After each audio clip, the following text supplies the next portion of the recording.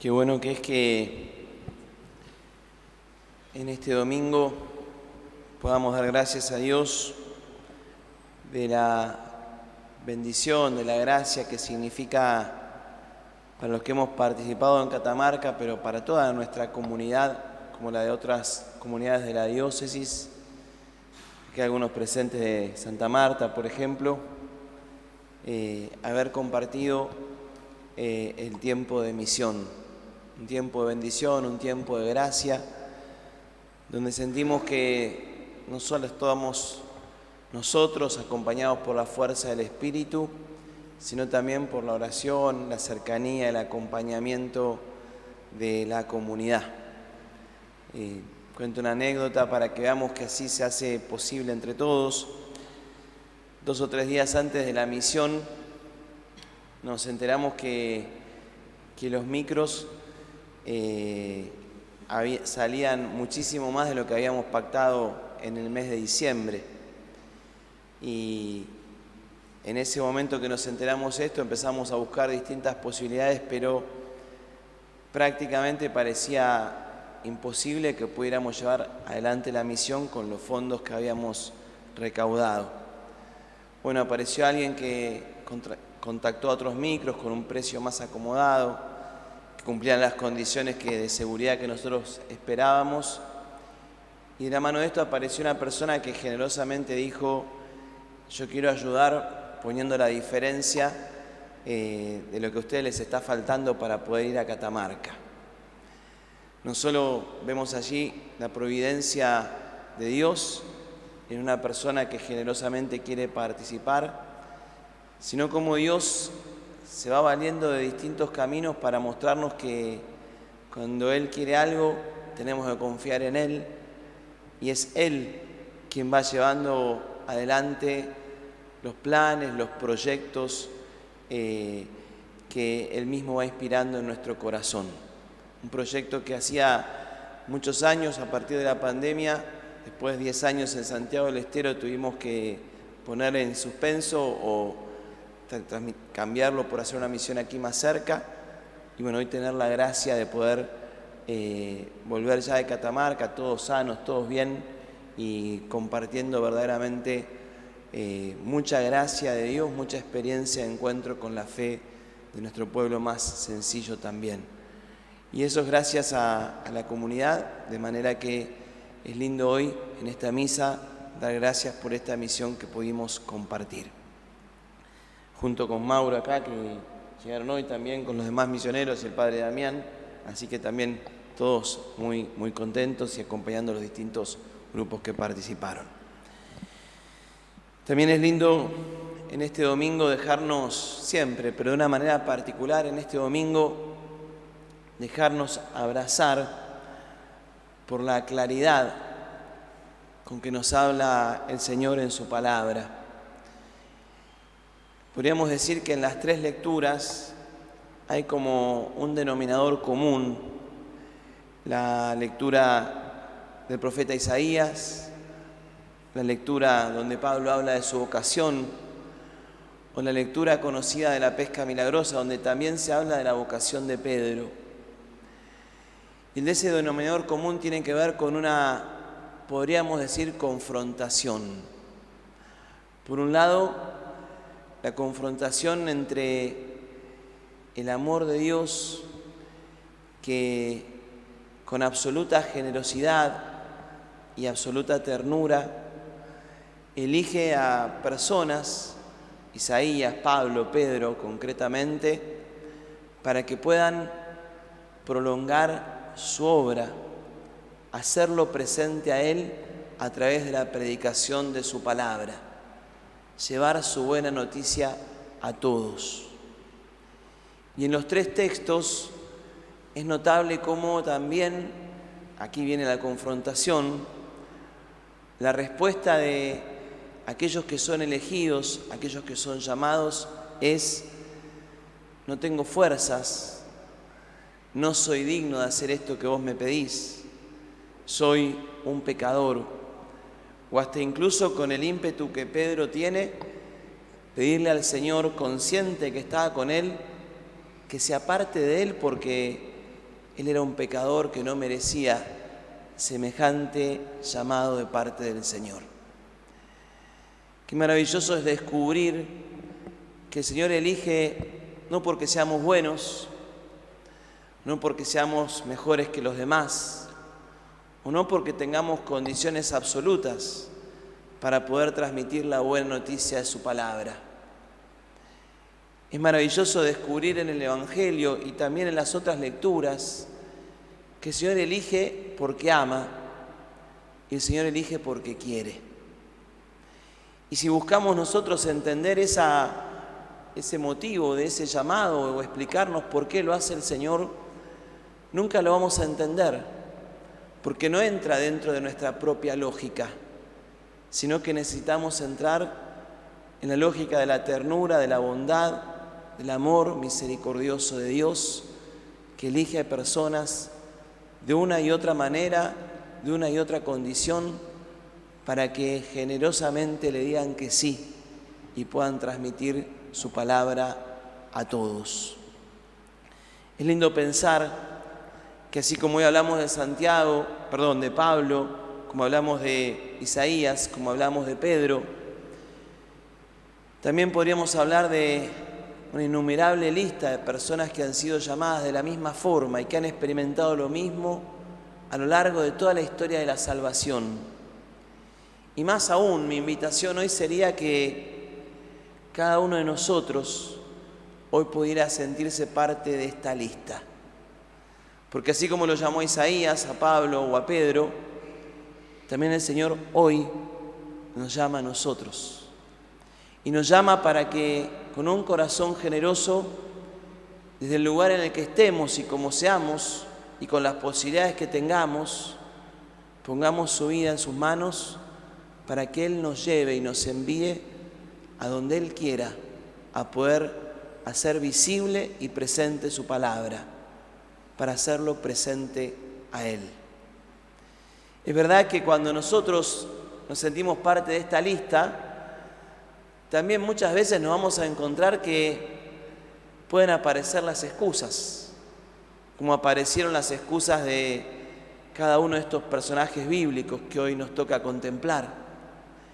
Y frente a la llamada de Dios, que sin duda es a partir de nuestro bautismo y en la vocación específica de cada uno de nosotros, es verdad que también muchas veces podemos poner excusas.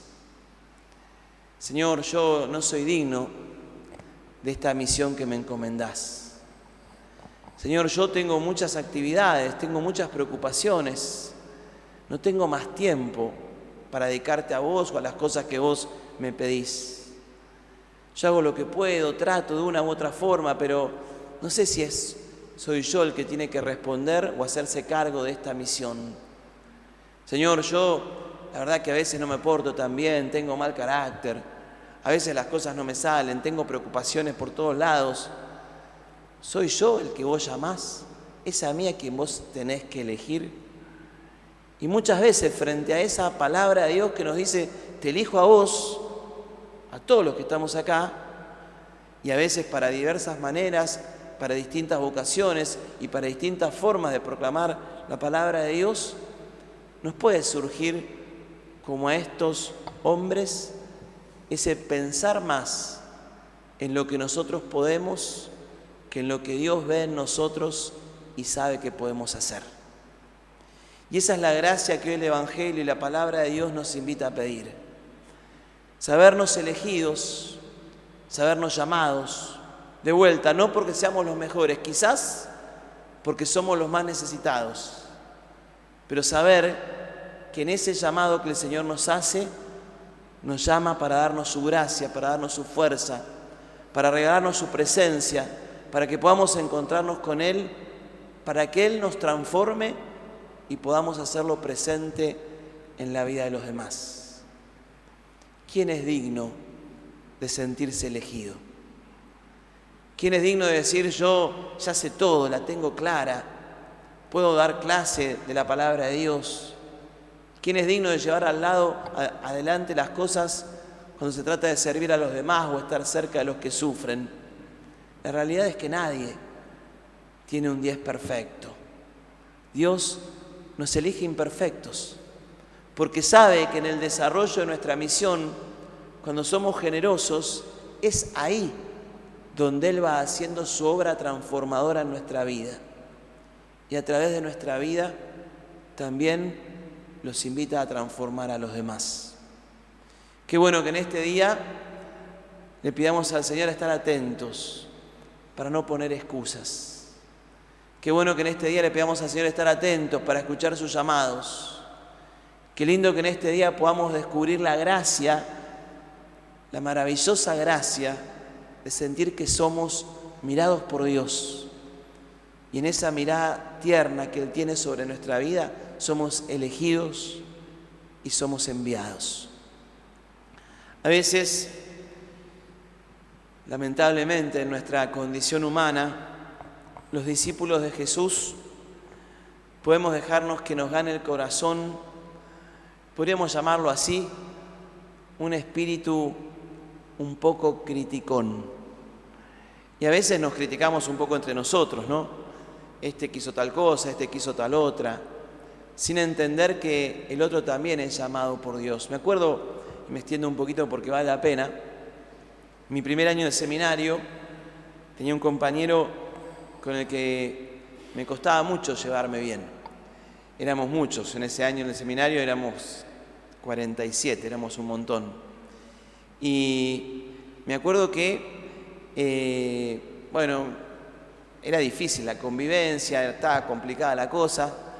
Y me acuerdo que un día me voy a confesar, con quien yo me confesaba en ese momento, y yo me puse todas las quejas en la confesión, no me confesaba de mí, sino de todo lo que el otro hacía mal, ¿no? Y me acuerdo que la persona con quien me estaba confesando me dijo, cuando entiendas que a él también lo llamó Jesús como a vos, vas a empezar a verlo de otra manera. Y créanme que verdaderamente fue así.